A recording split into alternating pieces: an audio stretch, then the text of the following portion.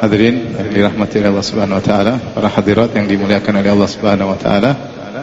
Pada kesempatan kali ini kita akan bahas satu topik yang sangat penting bagi kita semua, terutama di zaman sekarang, zaman internet, zaman medsos, yaitu bertakwa kepada Allah tatkala sendirian.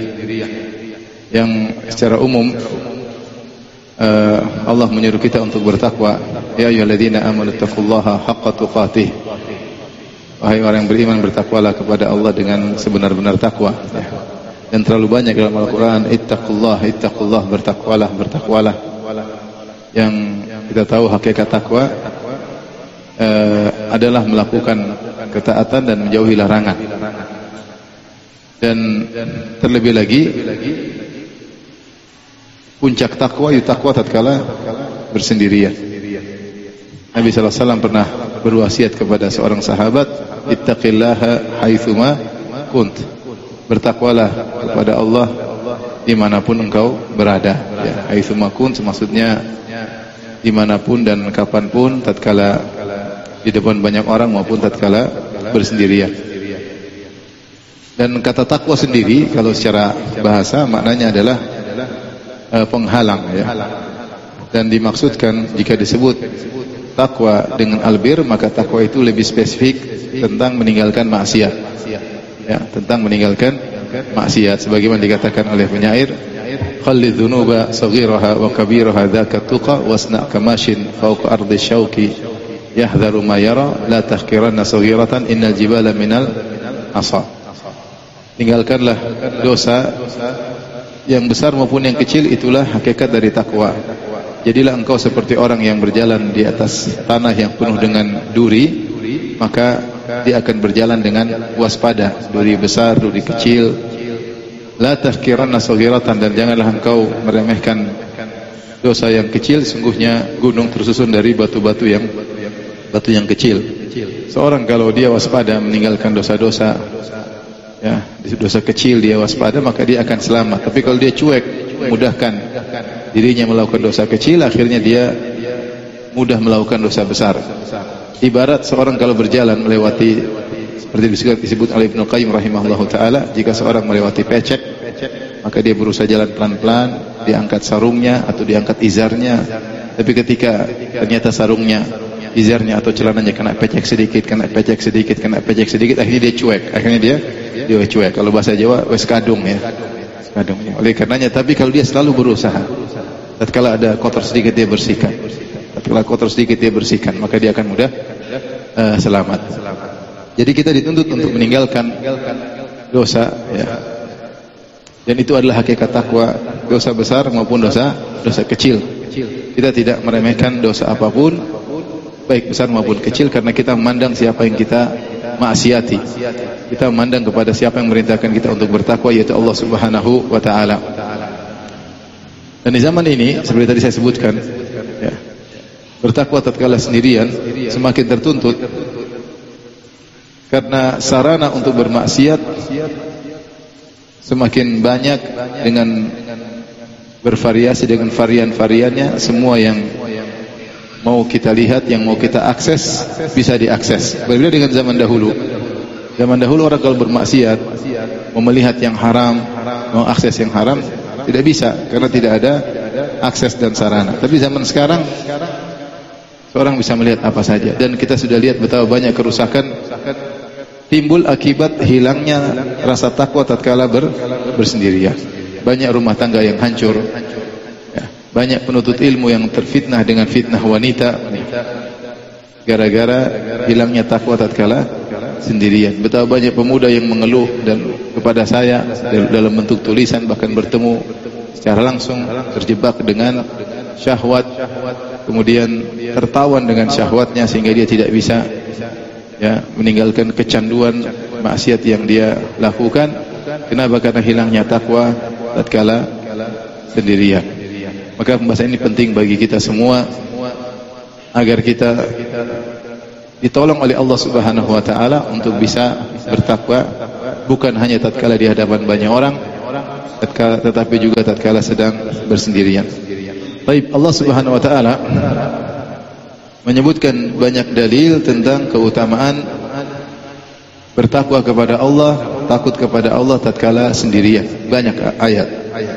Di antaranya dalam surat Al-Mulk ayat 12 itu Allah berfirman, innal ladzina yakhshawna rabbahum bil ghaibi lahum maghfiratun wa ajrun kabir.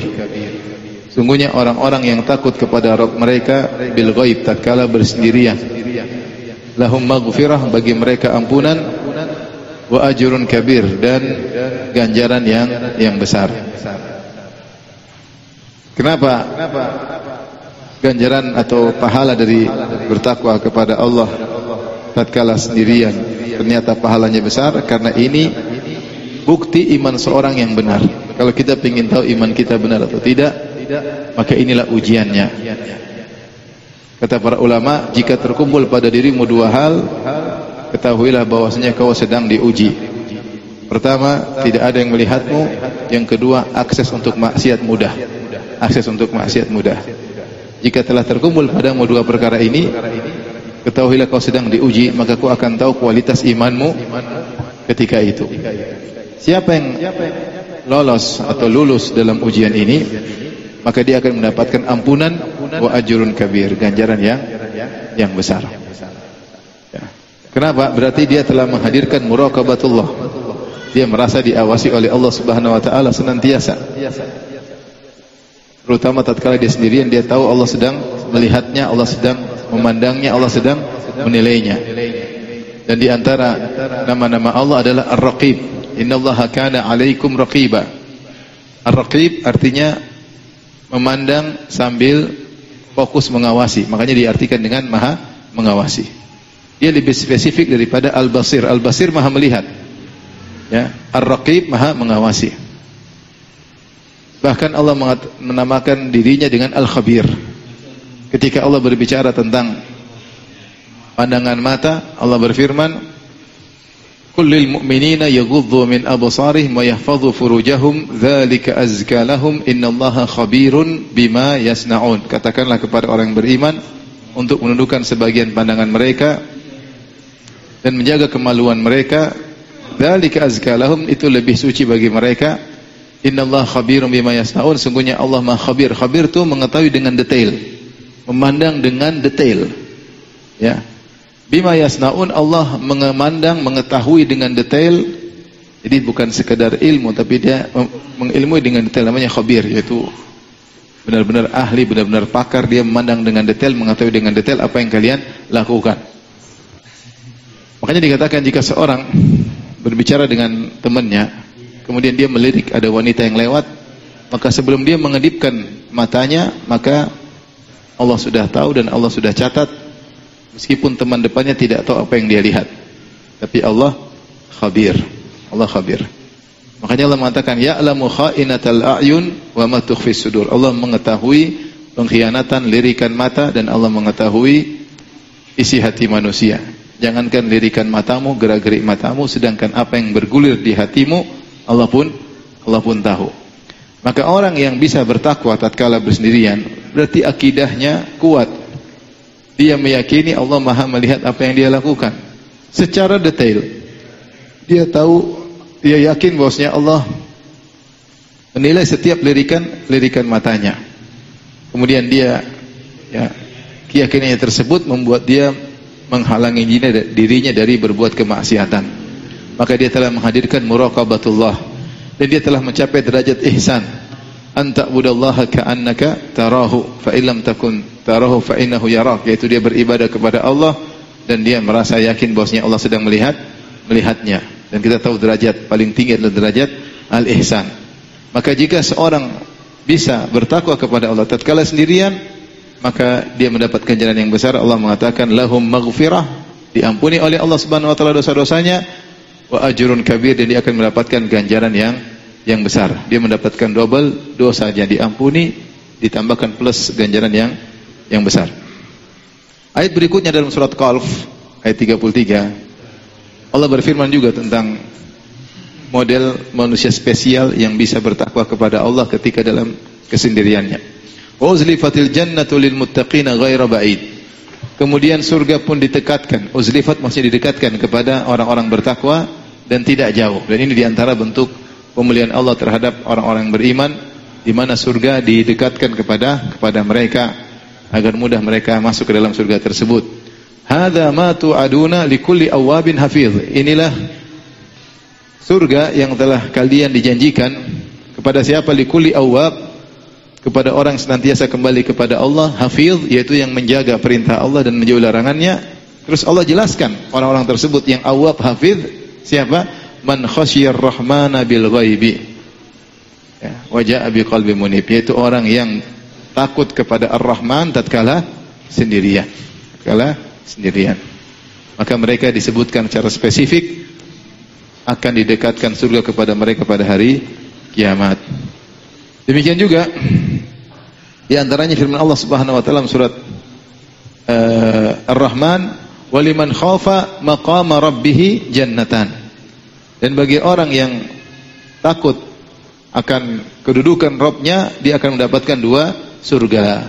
Maka sebagian ahli tafsir menyebutkan tafsir ini, itu waliman khafa maqama rabbih jannatan. Demikian juga ayat yang semisalnya, wa amma man khafa maqama rabbih wa nahan nafsa 'anil hawa fa innal jannata hiyal ma'wa, dalam surat An-Nazi'at.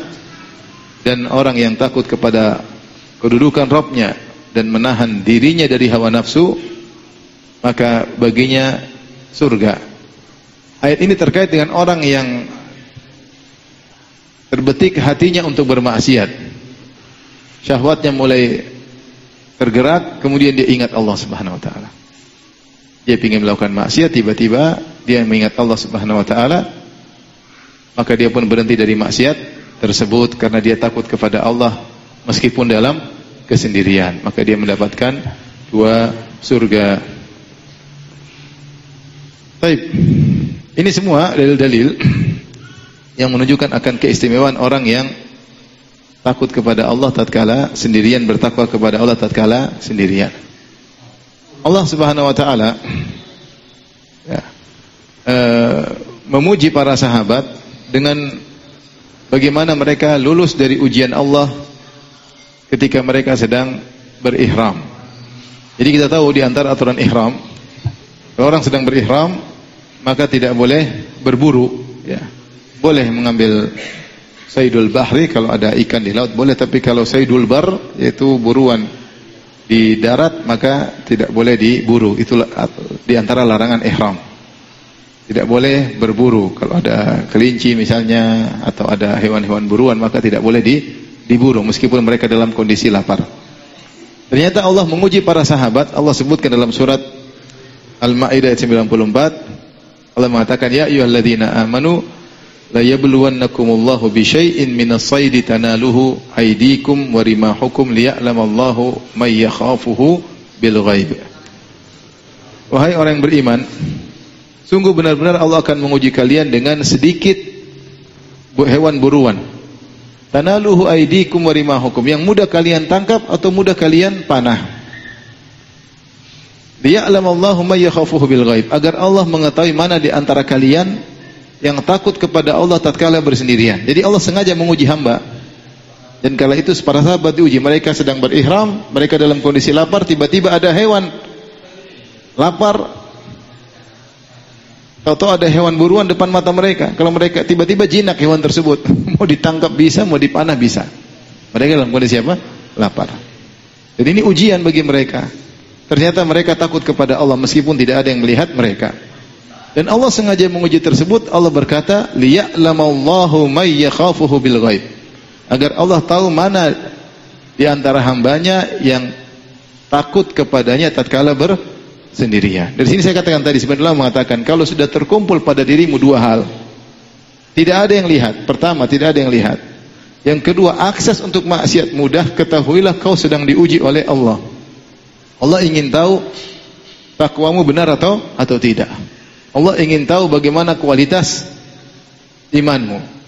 Sebagaimana para sahabat diuji dan akhirnya mereka lulus dari ujian tersebut radhiyallahu taala anhum ajmain.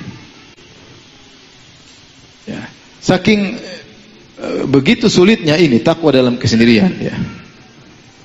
Ya. Allah Subhanahu wa taala ya menyebutkan contoh dalam Al-Quran bagaimana sosok seorang yang berhasil bertakwa dalam kesendiriannya ketika tidak ada orang lain yang tahu. Seperti kisah siapa? Kisah Nabi Yusuf alaihissalam. Kisah Nabi Yusuf alaihissalam yang kita tahu diuji dengan ujian yang sangat berat. Seandainya dia bermaksiat maka tidak ada yang tahu, ya. Kata Allah, wa rawadatu allati huwa fi baitiha an nafsihi wa ghallaqatil abwaba wa qalat hayta lak qala ma'adzallah innahu rabbi ahsana mathwaya innahu la yuflihudz zalimun. Kata Allah, dan wanita yang Nabi Yusuf alaihissalam tinggal di rumahnya, wanita tersebut Imra'atul Aziz, yaitu istri dari sang pembesar, mungkin sekelas menteri di zaman tersebut, ada yang mengatakan menteri keuangan, merayu Yusuf, ya. Wa ghallaqatil abwab, kemudian dia menutup segala pintu-pintu, ya, segala pintu tertutup semuanya, ya. Kemudian wa qalat hayta lak, kemudian dia mengatakan silakan wahai Yusuf. Dan ini ujian yang sangat berat karena tidak ada orang kecuali hanya dia dengan siapa? Yusuf. Dan itu pintu semua tertutup. Dan sang wanita sangat cantik jelita karena dia istri menteri. Kalau menteri yang benar pasti cari istri yang cantik. Bangsawan yang benar pasti cari istri yang cantik. Pastilah, nama laki-laki, ya. Jadi Imra'atul Aziz yang konon namanya Zulekha ini sudah sangat cantik. Dan selain cantik ternyata dia menghias dirinya. Dalam sebagian qiraat disebut wahi tulak, yaitu aku siapkan diriku untuk dirimu. Jadi dia sudah cantik, kemudian dia menghiasi dirinya dengan kecantikan. Kemudian dia telah menutup segala pintu, wa ghallaqatil abwab, segala pintu-pintu sudah ditutup. Kemudian dia adalah wanita yang duitnya banyak karena dia istri bangsawan. Kemudian ujian berikutnya dia yang mulai merayu. Betapa banyak lelaki ketika di hadapan wanita dia tidak tergoda, tetapi ketika wanita yang mulai menggoda dia mulai goyang, ya. Ternyata gue ganteng juga ternyata, misalnya. Ternyata saya oke juga. Kok bisa wanita tersebut tertarik sama saya? Mulai imannya apa? Goyang, mulai jenggotnya goyang, akhirnya goyang-goyang yang lainnya. Ya. Kemudian Yusuf alaihissalam dia juga jauh dari kerabatnya. Dia di Mesir sementara keluarganya di Palestina. Jarak antara Mesir dengan Palestina sangat jauh. Artinya kalau dia maksiat, tidak usah malu-malu. Seorang takut bermaksiat kalau ketahuan keluarganya, ketahuan kakaknya, ketahuan kabilahnya. Tapi dia orang asing di Mesir. Kemudian dia masih muda. Tentu syahwat, gejolak syahwat pemuda tidak sama dengan syahwat kakek-kakek dan nenek-nenek. Tentu berbeda. Ya. Sehingga Nabi Yusuf alaihissalam diuji dengan ujian yang berat tatkala dia sedang bersendirian dengan Zulekha. Artinya kalau dia melakukannya nggak ada yang tahu. Tetapi dia takut kepada Allah Subhanahu wa taala. Maka dia pun kabur. Di antara Yusuf berkata, "Innahu rabbi ahsana mathwaya." Sungguhnya Rabbku telah berbuat baik kepadaku. Ada dua tafsiran di kalangan para ulama tentang makna innahu rabbi ahsanu mathwaya. Ada yang mengatakan innahu rabbi maksudnya tuanku, yaitu suamimu wahai Zulekha. Yaitulah majikan laki-lakiku telah berbuat baik kepadaku, telah memuliakan aku. Bagaimana aku membalasnya dengan keburukan berkhianat dengan istrinya? Pendapat lain mengatakan innahu rabbi itu Allah Subhanahu wa taala. Rabbku Allah telah berbuat baik kepada aku, telah berikan aku berbagai macam kenikmatan. Bagaimana aku gunakan kenikmatan tersebut untuk berbuat maksiat kepadanya. Tapi intinya Allah Subhanahu wa taala menyebutkan kisah ini sebagai peringatan bagi kita semua tentang bertakwa kepada Allah tatkala bersendirian. Demikian juga Nabi SAW menyebutkan kisah semisal ini. Contoh tentang kisah 3 orang yang terjebak dalam goa, kemudian akhirnya mereka berdoa, kemudian Allah pun membuka batu yang menutup pintu goa tersebut.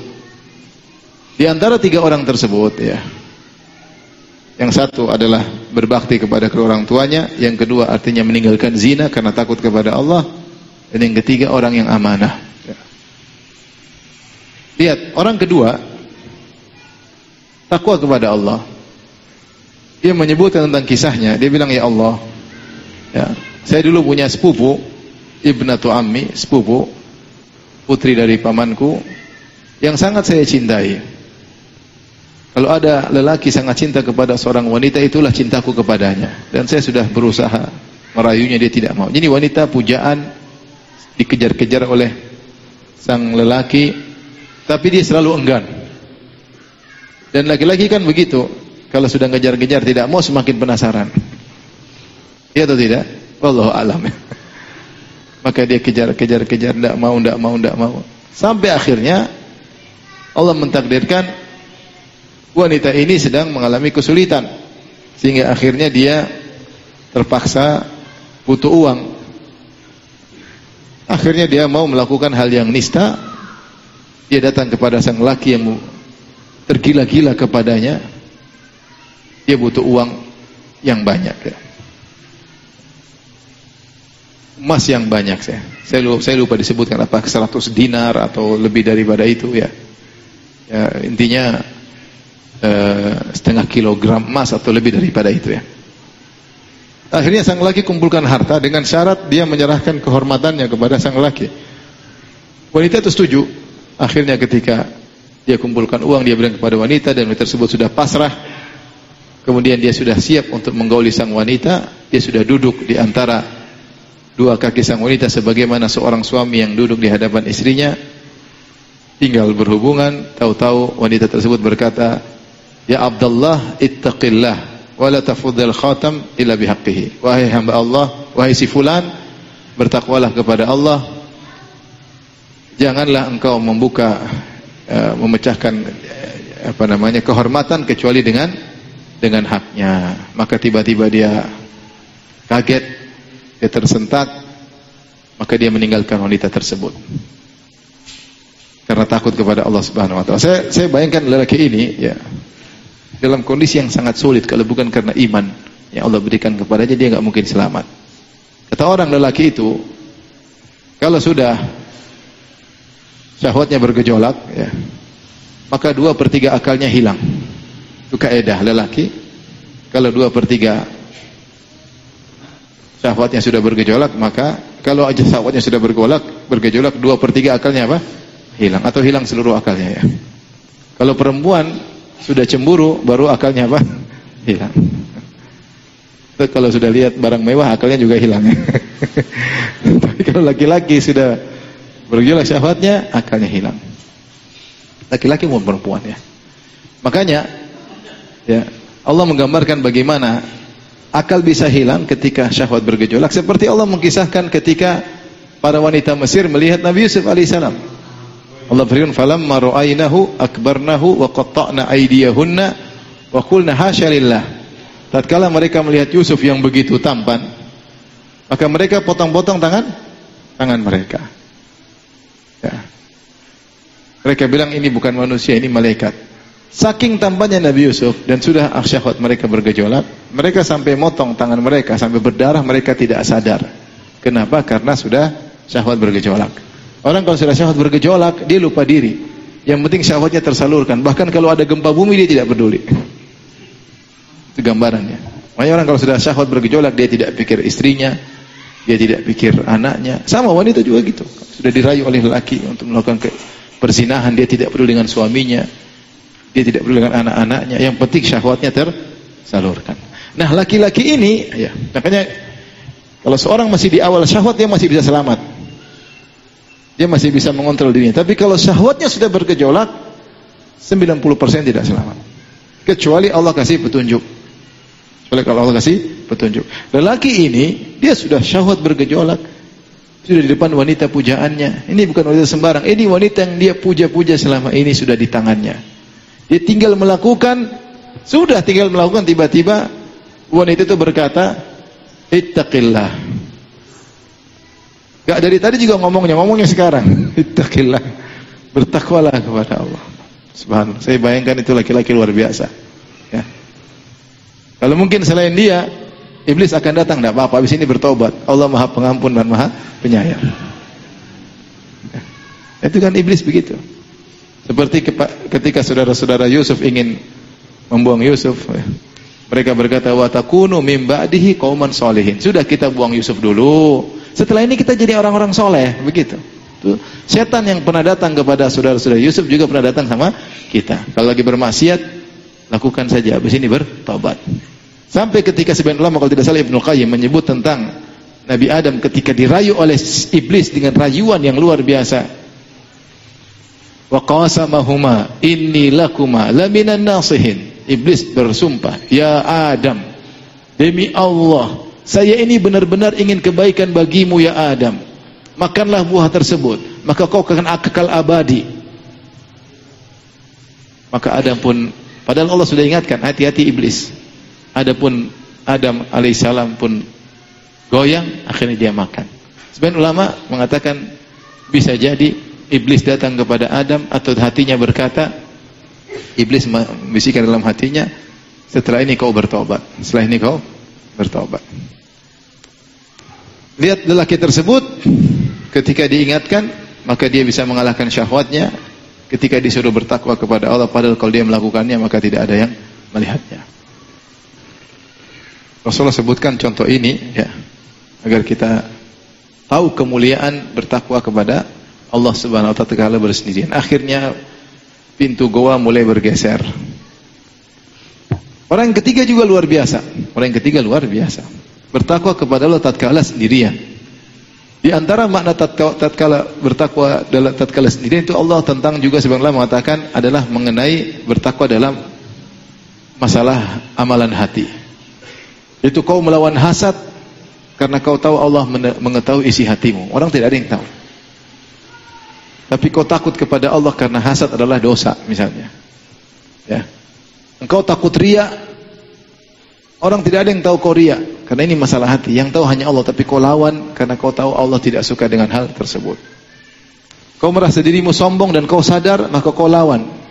Kau merasa dirimu ujub, maka engkau lawan karena kau tahu Allah tidak suka dengan orang yang ujub dan orang yang sombong. Di antara amalan bertakwa kepada Allah dalam kesendirian adalah bertakwa kepada Allah dalam urusan hati. Karena tidak ada yang tahu isi hati kecuali apa? Kecuali Allah Subhanahu wa taala. Orang ketiga, sebagaimana kita tahu kisahnya masyhur. Dia punya kanali ujara, dia punya para pekerja, suruh bekerja. Kemudian semua pekerja dia sudah kasih gajinya, kecuali satu orang. Dia kasih gaji, kata dia nanti aja. Disimpanlah gaji tersebut. Dalam riwayat disebutkan salah satu asa, cuma 3 sa', yaitu satu sok kira-kira 3 kilo, kira-kira 9 kilo entah tumbuhan tertentu, entah gandum atau yang lainnya. Kemudian dia pergi. Akhirnya bosnya ini, orang ini, dia pun berniat baik, maka dia pun mengembangkan, dia tanam 3 sok itu atau dia jual belikan, pokoknya dia kembangkan. Dia kembangkan 3 sok tersebut, berkembang, akhirnya dari 9 kilo ini berubah, dia belikan onta, dia belikan kambing, dia belikan sapi, sampai jadi banyak. Dan dia niatnya semuanya hasilnya untuk orang tersebut, karena dia mengelolanya untuk kebaikan orang tersebut. Akhirnya setelah sekian tahun, setelah berubah menjadi banyak onta, banyak kambing, banyak sapi, orang ini datang. Kata dia, ya Abdullah ittaqillah, a'tini haqqi. Wahai bos, bertakwa kepada Allah, mana gajiku dulu? Sekarang baru datang. Maka bosnya berkata, semua yang kau lihat itu adalah milikmu. Kambing-kambing, onta-onta, sapi-sapi. Kata dia, Abdullah la tahza bi. Wahai bos, jangan ngejek aku. Ini main-main. Kan dia tahu gaji dia cuma sedikit. Kata bosnya, benar itu semua punyamu. Benar? Benar. Maka dia pun ambil seluruh onta-onta, dia ambil seluruh sapi, dia ambil seluruh kambing, dia bawa pergi tanpa menyisakan satu ekor pun sebagai tanda terima kasih, kan? Dia bawa semuanya. Mungkin kalau kita, kan tidak ada yang tahu cuma siapa? Allah. Yang tahu niat saya mengelola itu untuk dia siapa?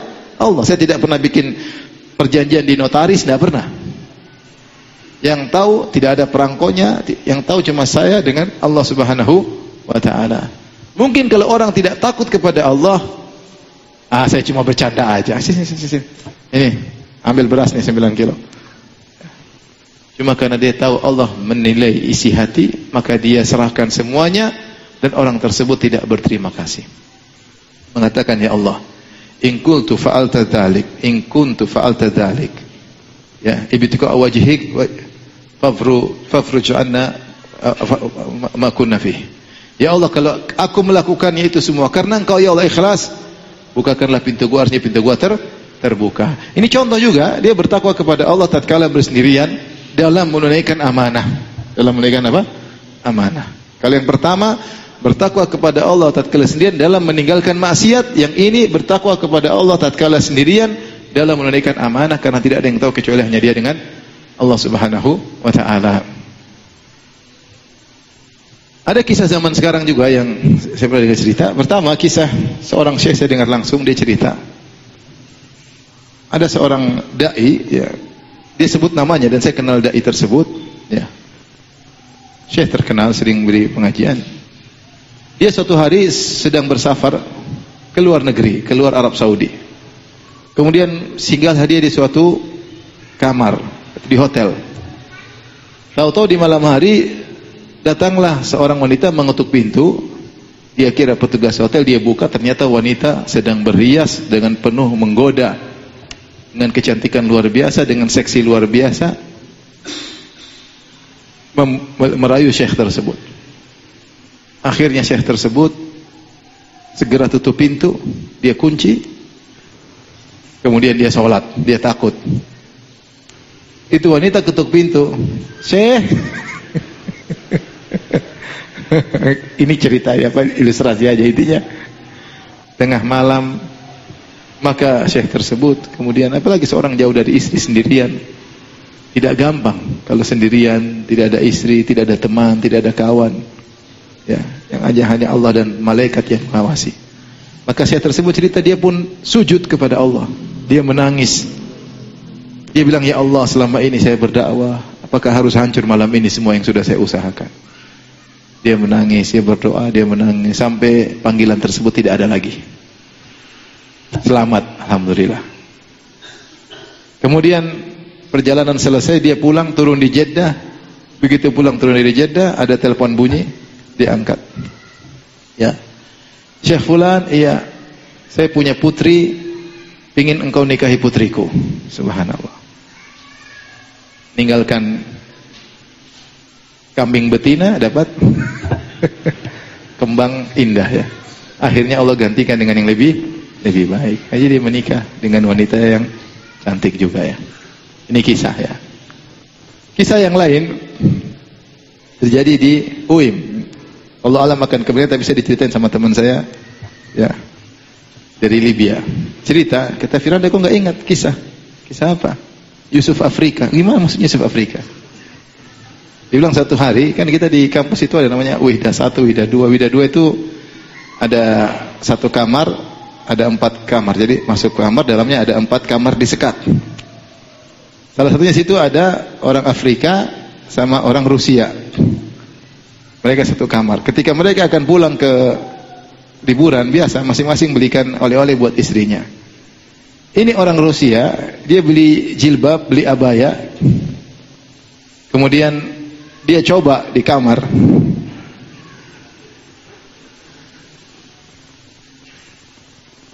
Kemudian ketika temannya datang, dia kerjain, dia prank. Maka temannya kaget. Kata dia, dia kabur. Akhirnya dia jatuh, ya. Orang menamakannya Yusuf Afrika. Padahal itu jenggotan yang pakai apa? Pakai cadar. Ini kisah aja, ya. Subhanallah, ya. Setiap kita tentu pernah mengalami kondisi ini. Diuji tatkala kita bersendirian. Tidak ada yang lihat. Yang lihat hanya Allah, ya, dan yang mencatat hanya malaikat. Maka kita ingatlah bahwasanya inilah ujian. Allah sedang menilai iman kita. Maka seorang berusaha untuk bertakwa kepada Allah tatkala dia sendirian, mengingat kembali tentang keutamaan-keutamaan orang yang bertakwa kepada Allah tatkala sendirian. Allah mencela orang-orang yang hanya bertakwa kepada Allah tatkala di hadapan banyak orang. Allah berfirman, ya, yastakhfuna minallah wa la yastakhfuna minan nas wa la yastakhfuna minallah. Ya. Ditafsirkan oleh sebagian ulama, yastahyuna minan nas wala yastahyuna minallah. Lagi nonton film Korea terus ada kalau ditahfidz tapi nonton film Korea, malu. Kalau ada anak kecil datang, kita malu nggak? Om, nonton apa om? Enggak, ini cuma mau tahu aja kayak apa sih. Kadang-kadang setan datang. Saya pernah diceritain sama kawan di Belanda. Jadi ada orang datang, dia disebut inilah ustadz atau kiai datang. Di sana ada tempat rusak. Ya. Saya juga belum pernah lewat situ. Saya ke sana tapi saya nggak lewat situ ya. Alhamdulillah ya. Di tempat situ katanya ada perempuan kemudian di etalase tidak pakai baju sama sekali. Jalan umum, jadi orang lihat perempuan bergaya-gaya tanpa busana sedikit pun. Kalau dia mau masuk mau berzina, bayar sekian. Kalau mau lebih daripada itu tambah lagi bayar. Terus ada seorang dai atau yang lagi mungkin dakwah ke sana, minta diantarkan sama kawan. Kawan itu cerita, saya disuruh ngantar. Saya bilang, buat apa Ustaz? Saya ingin tahu kayak apa.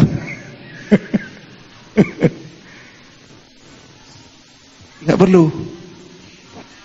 Setan sering datang, kita masuk di dunia maya, kemudian bilang pingin tahu terjebak. Hingga akhirnya kita tidak malu lagi kepada Allah Subhanahu wa taala.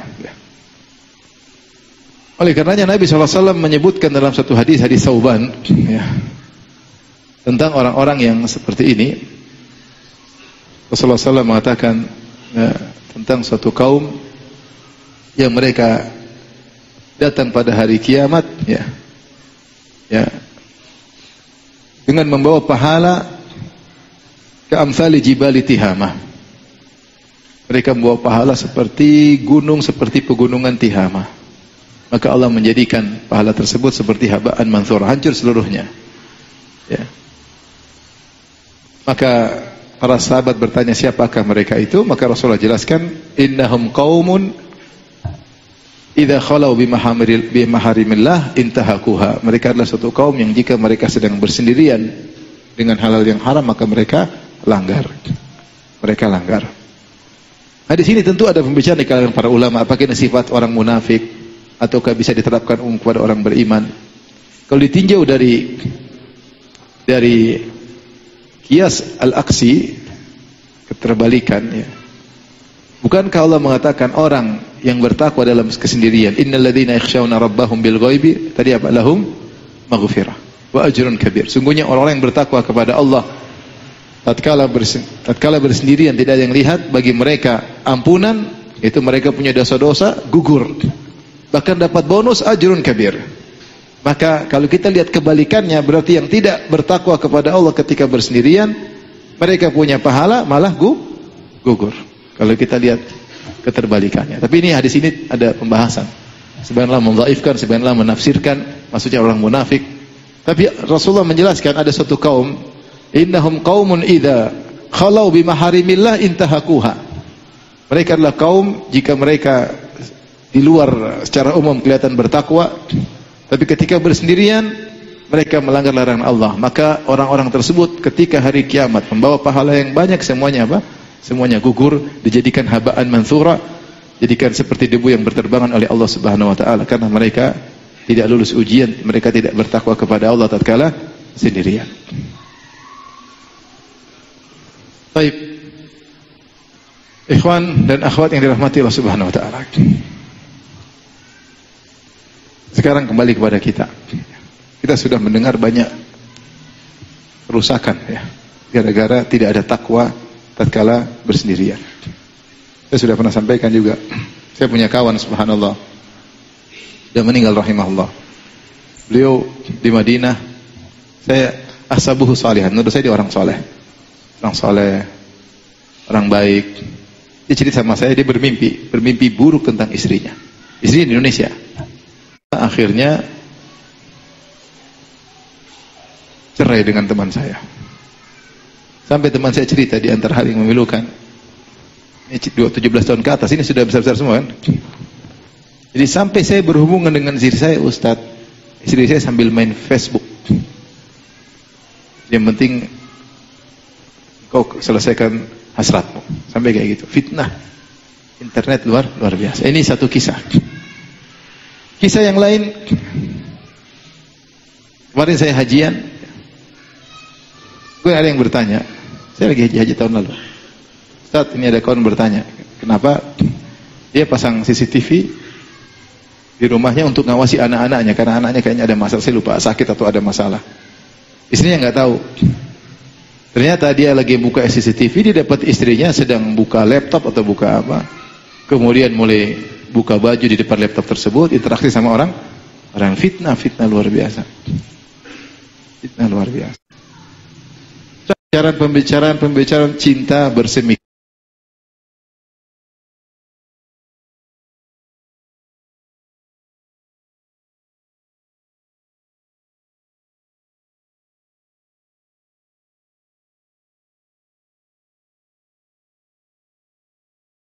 Temu. Dia bilang saya tidak mulai. Dia ancam, pokoknya saya akan gini entah dia permalukan atau apa. Sekali lagi, kata dia sekali lagi, terakhir. Akhirnya dia datang lagi, terakhir lagi, zina terakhir maksudnya. Itu wanita akhirnya dibunuh. Akhirnya dibunuh. Dimulai dengan apa? Dengan internet.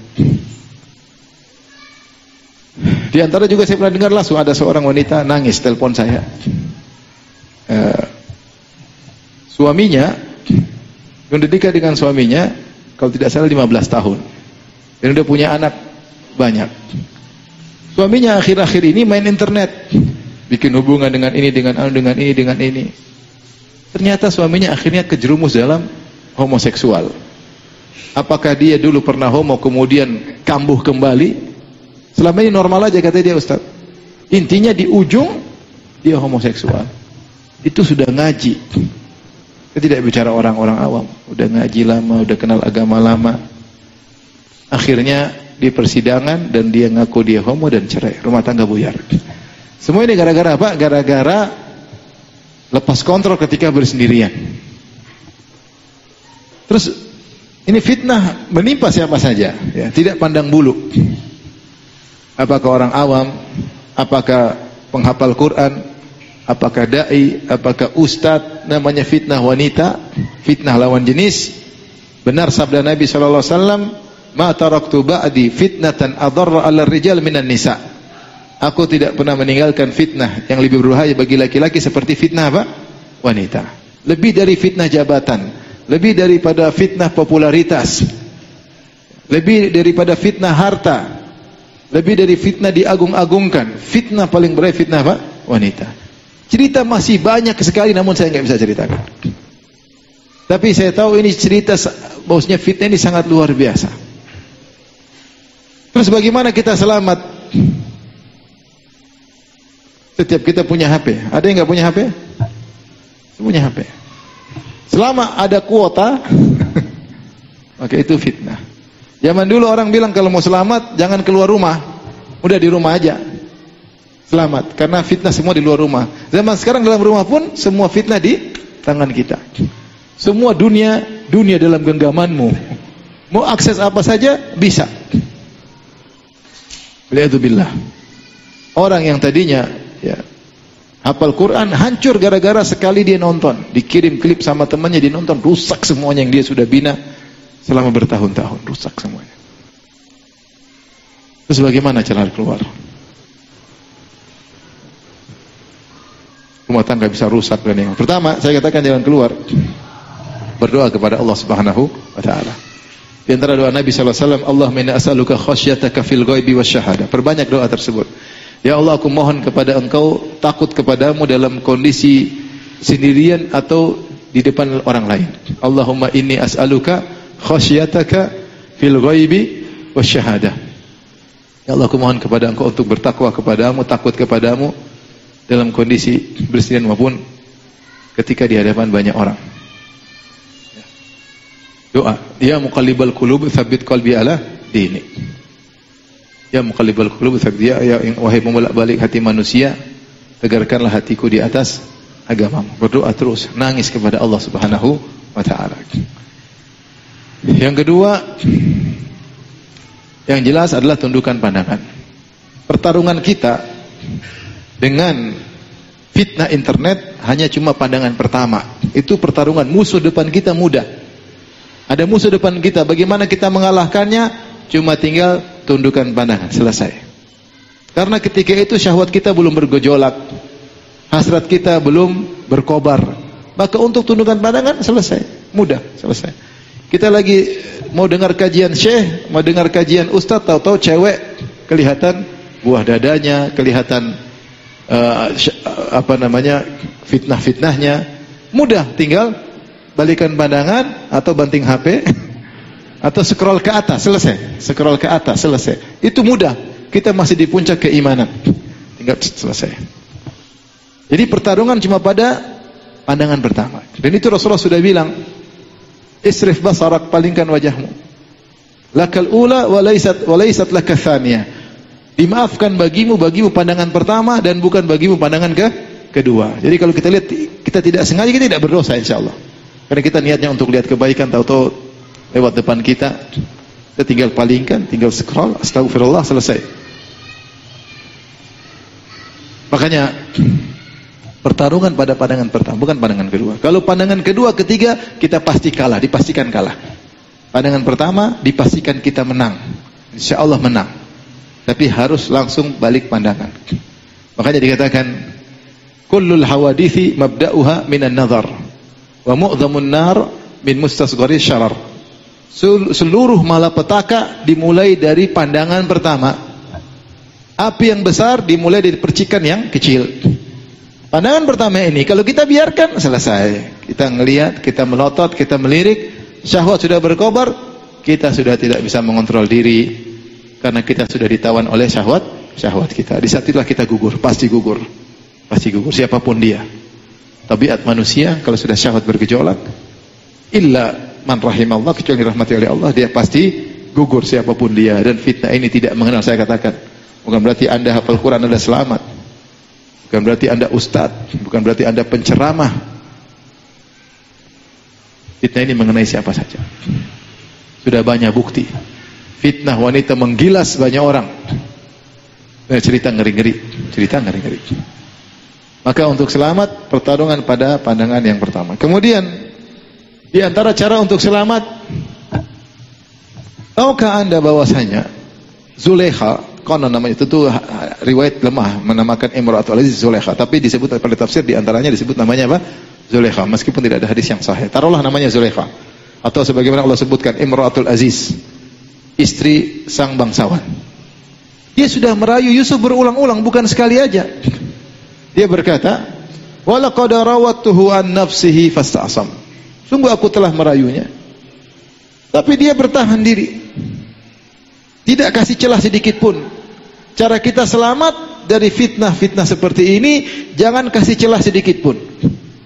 Kapan kasih celah sedikit pun, gugur.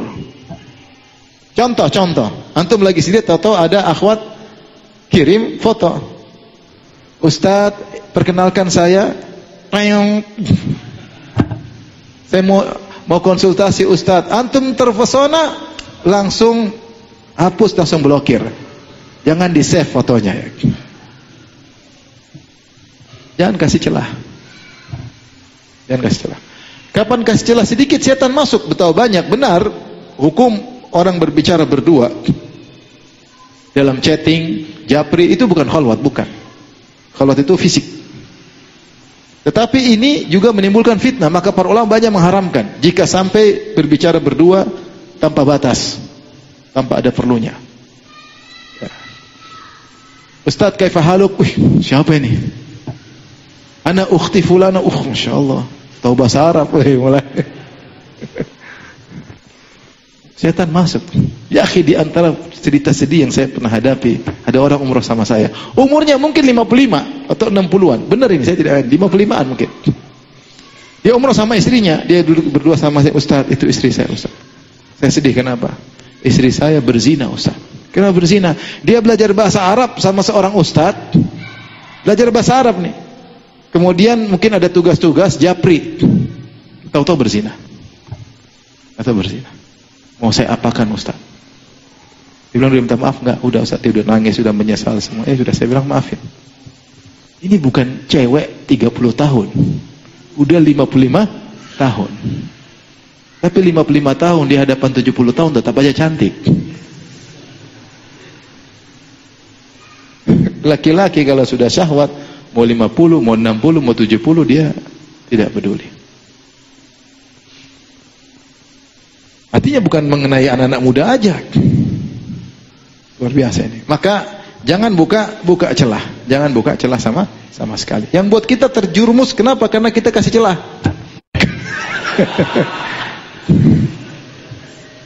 Ustadznya lagi, oh kalau buat kamu halal. Masya Allah, udah terbawa. Bukankah orang bisa terpesona dengan tulisan orang? Bisa. Atau bicara di grup itu perempuan bicara dengan bijak. Masya Allah ya. Luar biasa kok jawabannya bijak. Padahal kopas, gak ngerti. Kalau kita kasih celah, kita pasti gugur. Supaya selamat, jangan. Kalau kita nggak tahu iman kita ini nggak tahu kapan iman kita kuat, kapan iman kita jatuh. Bukti membuktikan, kenyataan membuktikan. Lelaki kelemahannya pada sesumbar bisa menjatuhkan Jurej, akhirnya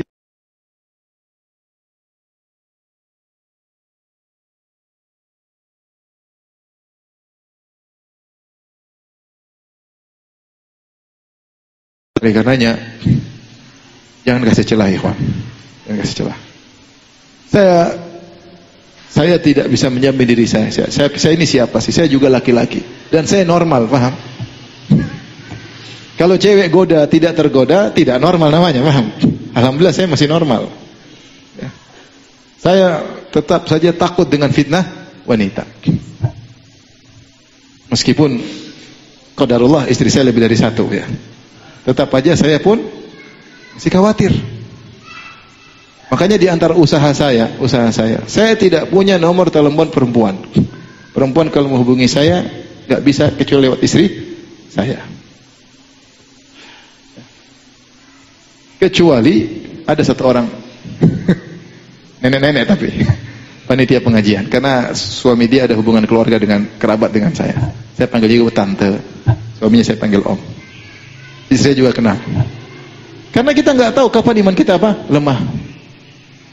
Tahu-tahu ada akhwat mencurhatkan suaminya, Ustaz suami saya begini. Tahu-tahu dia mulai, oh begini caranya. Bijak sekali Ustaz ini, subhanallah. Terus akhwat ini sabar sekali, perlu ditolong nih, Masya. Padahal kita rusak rumah tangga orang. Ada setan punya cara, ente masih TK, setan profesor ya. Iblis sudah hidup sejak kapan? Iblis sudah hidup sudah ribuan tahun. Dia tahu cara menggoda ente ini, tahu.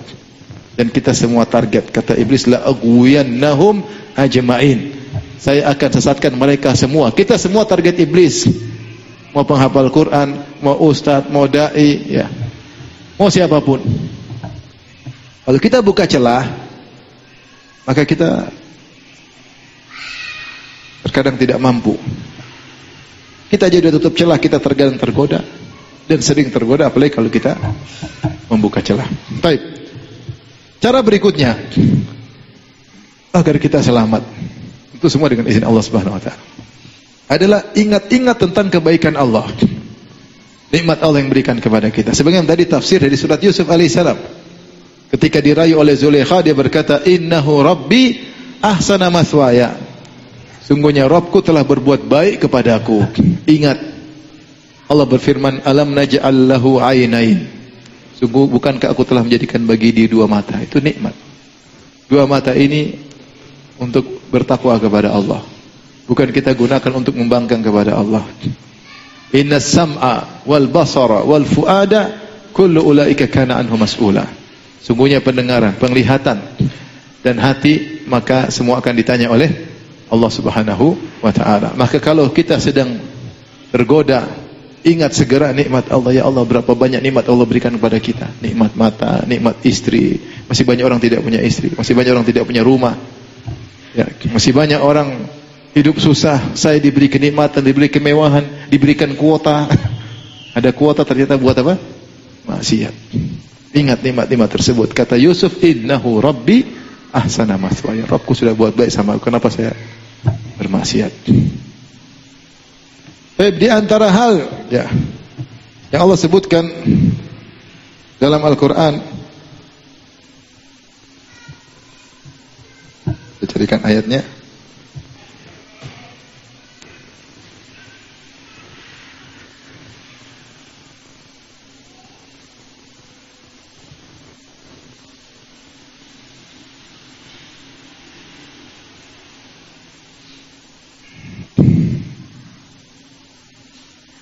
Dalam surat Al-A'raf ayat 201. Ini juga ketika kita tergoda, maka kita ingat Allah Subhanahu wa taala. Allah berfirman dalam surat Al-A'raf ayat 21, "Innal ladzina taqaw idza massahum ta'ifum minasyaitani tadhakkaru fa idza hum mubsirun."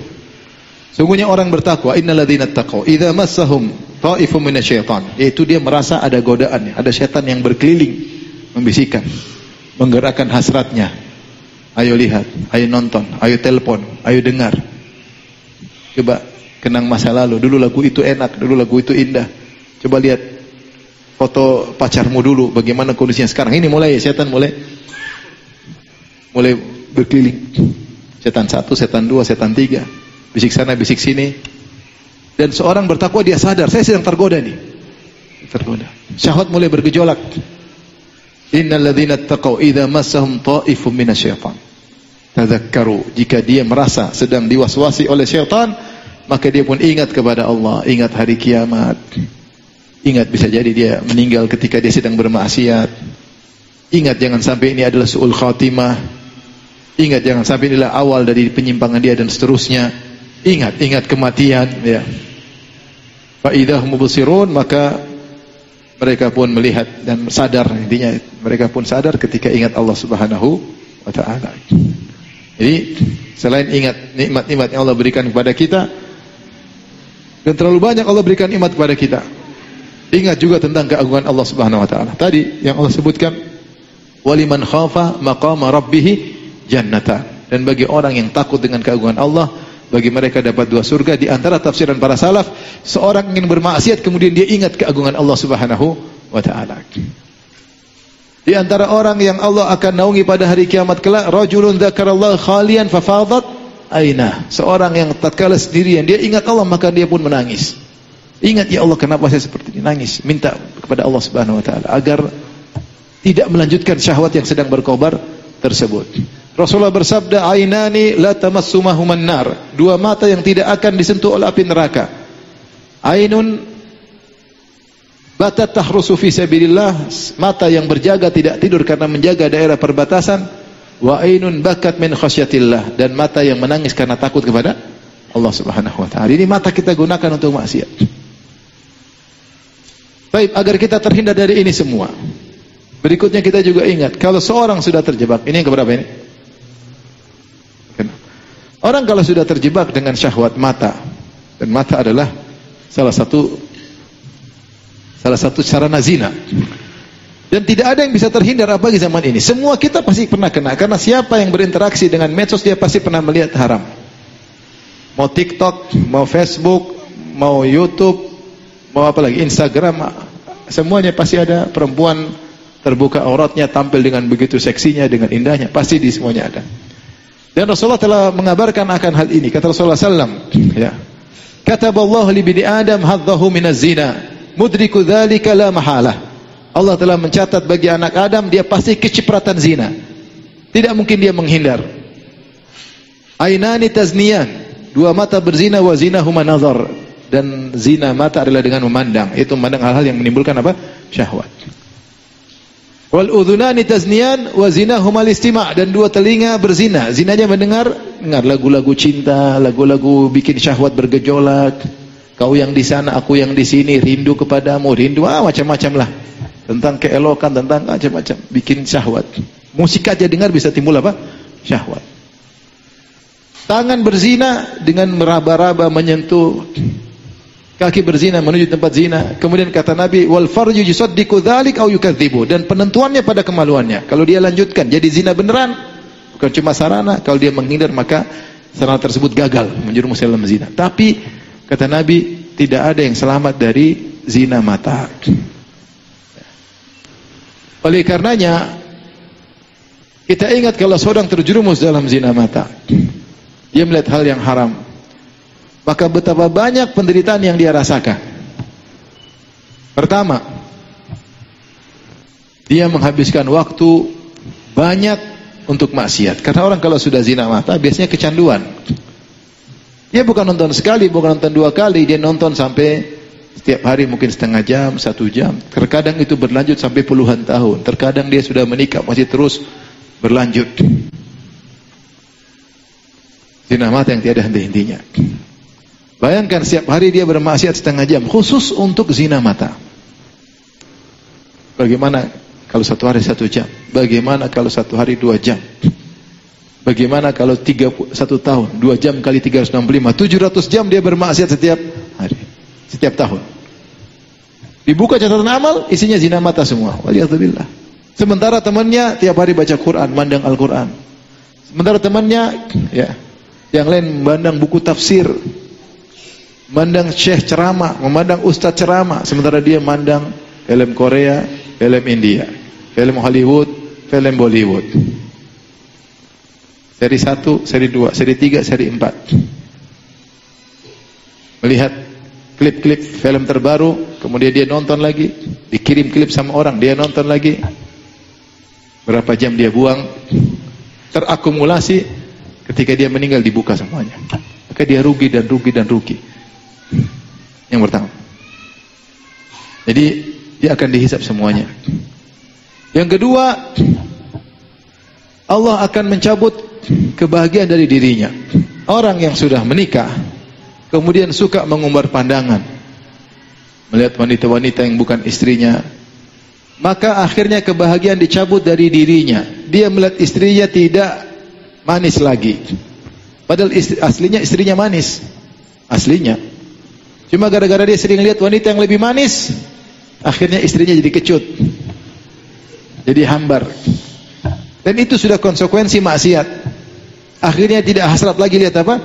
Istrinya. Akhirnya pikiran macam-macam, mau inilah, mau anulah, mau kawin lagi lah, mau inilah, lihat istri orang lah, lihat. Sudah, dia tidak ada lagi hasrat sama istrinya. Akibat maksiat yang dia lakukan, bukan karena apa-apa, akibat maksiat. Akibat maksiat. Beda kalau orang tundukkan pandangan. Maka jadilah istrinya selalu menarik, selalu cantik, selalu dia berhasrat sama istrinya. Dia tidak pernah lihat macam-macam. Dan itu berlaku bagi laki-laki dan wanita. Wanita yang sering nonton film Korea, lihat suaminya, la ilaha illallah. Yang ini Masya Allah, kayak boneka cantik. Satu, kayak boneka gosong. Repot. Ini nggak asal lihat semua. Suaminya ngajak ke kamar, mau ke kamar mandi, kolam renang, dia nggak mau. Dia nggak tertarik. Karena sering nonton yang tidak benar. Laki-laki dan perempuan sama aja. Maka kebahagiaan dicabut oleh Allah Subhanahu wa taala sehingga dia menderita. Kenapa menderita? Karena lihat sesuatu yang tidak bisa dia raih. Ibarat orang selalu lihat makanan enak tapi dia nggak bisa beli, ya kan? Menderita nggak? Menderita. Enak banget, tapi nggak bisa beli, nggak bisa rasa. Ya sama. Tiap hari lihat cewek cantik tapi nggak bisa ngapa-ngapain. Ngapain? Sementara yang halal tidak bisa dia nikmati. Bukankah itu penderitaan? Penderitaan. Tadinya dia makan tempe terasa enak, begitu dia kenal, lihat pizza, lihat macam-macam, tempe sudah nggak enak lagi. Sementara yang tersedia cuma apa? Tempe. Bukankah dia menderita? Menderita. Ini diantara penderitaan orang yang bermaksiat. Kebahagiaan dicabut oleh Allah Subhanahu wa taala. Sehingga tidak menikmati. Makanya doa yang Nabi ajarkan kepada salah seorang sahabat. Meskipun doa ini untuk masalah hutang, tapi maknanya benar. Allahumma kfini bihalalika an haramika. Ya Allah, cukupkanlah aku dengan perkara yang halal dari perkara yang haram. Artinya, biarkan aku puas dengan perkara yang halal. Jangan sampai aku puas dengan perkara yang haram. Siapa yang berpandangannya, dia yang menderita sendiri. Mau laki mau perempuan menderita. Suaminya jadi hambar, istrinya jadi hambar. Dan dia hidup dalam angan-angan, penderitaan. Antum lihat bagaimana Allah siksa orang-orang kafir. Mereka ketika berfantasi dalam hubungan seks misalnya, seks yang haram, mereka tidak pernah puas dengan ini perempuan, ganti yang lain, ganti yang lain, ganti yang lain, sampai kelainan seksual dengan cara memukul, dengan cara ini sampai kepada hewan. rusak. Sampai dengan laki-laki, sampai dengan hancur sudah. Tidak ada kepuasan sama sekali. Sampai timbul kehalilan seks. Sampai di sebagian negara saya pernah dengar, Allah alam benar tidaknya, sampai orang sudah kehilangan hasrat seks, nggak ada. Sudah sampai tidak ada hasrat. Saking di puncak kerusakan. Sementara seorang tinggal di kampung, tidak melihat macam-macam, bahagia dengan istrinya, padahal istrinya agak pesek, tapi lihat begitu indah. Kenapa dia nggak pernah lihat macam-macam? Iya atau tidak? Iya. Suaminya kelihatan manis, hitam manis, seperti coklat, kopi susu, enak. Tapi kalau sedang lihat Korea, jadi kayak donat hangus.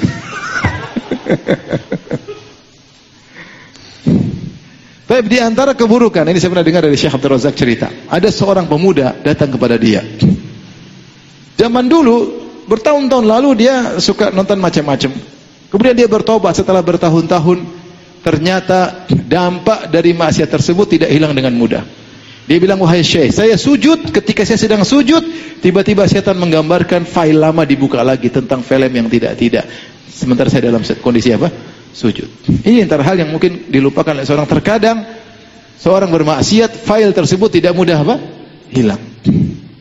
Karena disebutkan dalam asar bahwasanya an-nadhrul muharram sahmun masmumun min siham iblis. Pandangan haram adalah anak panah beracun yang dilemparkan oleh iblis. Ketika masuk terlalu dalam, dicabut pun masih ada apa? Sisanya. Maka kita hanya menyiksa diri kita. Baik. Di antara yang bantu kita untuk bisa meninggalkan hal tersebut, ketahuilah bahwasanya ketika seorang menundukkan pandangan, maka Allah berikan kebahagiaan. Makanya Ibnu Qayyim rahimahullah menyebutkan setelah Allah mengatakan dalam surat An-Nur, "Qul lil mu'minina yaghuddu min absarihim wa yahfazu furujahum, dzalika azka lahum." Kemudian Allah sebutkan setelahnya jauh ayat berikutnya, "Allahu nurus samawati wal ard, mathalu nurihi kamishkatin fiha misbah," dan seterusnya. Artinya kata Ibnu Qayyim, siapa yang menundukkan pandangan, Allah kasih cahaya dalam hatinya. Dzalika azka lahum. Antum lihat tafsir ayat ini. Siapa yang menundukkan pandangan, lebih suci baginya. Lebih khusyuk dalam salatnya, lebih takwa kepada Allah, lebih terenyuh ketika baca Al-Quran. Anmalil amal, kata sebagian ulama, yaitu lebih semangat beramal soleh. Orang yang suka nonton macam-macam begitu, malas beribadah. Baca Quran gak betah karena dia ingin nonton lagi film. Ingin lagi nonton film, masih belum selesai, masih bersambung. Membangun malam juga susah.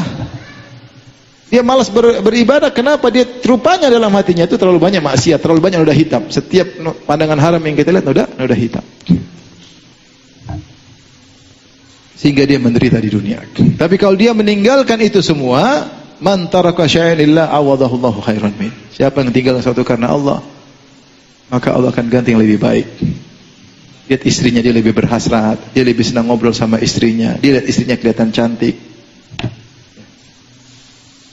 Maka ini nasihat buat saya pribadi dan juga kepada ikhwan dan akhwat.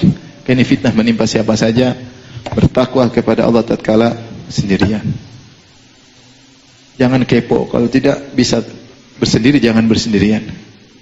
Kalau mau apa-apa ajak teman, kalau khawatir sesuatu sama teman, sama istri, biar kita tidak terbawa.